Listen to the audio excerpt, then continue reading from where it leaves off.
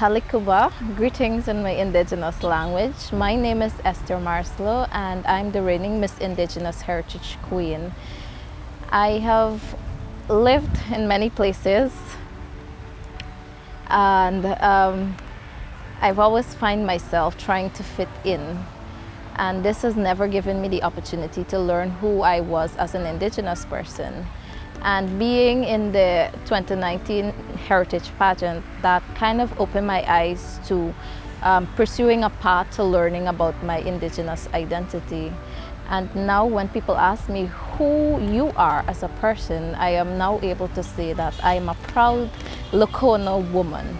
In 2019, as the Miss Indigenous Heritage Queen, I wanted to utilize my platform to make an impact, to leave something as my legacy, and this is where Ignite was birthed.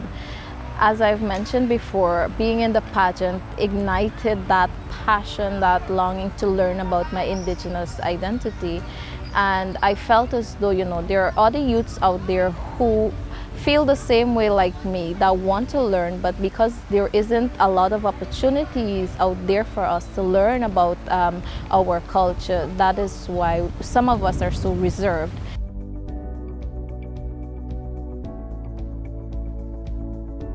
And not only that, but looking at some of the societal issues that we face, right?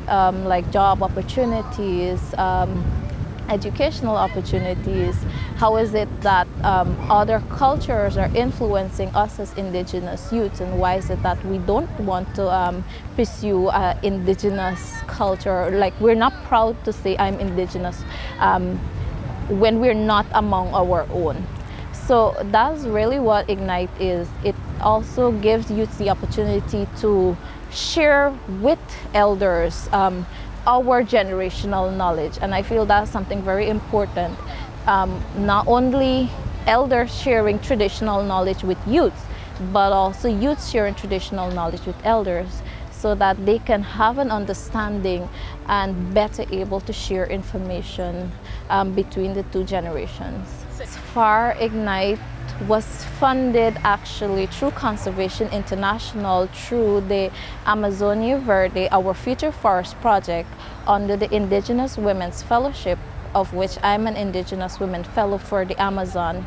There have been several milestones completed thus far.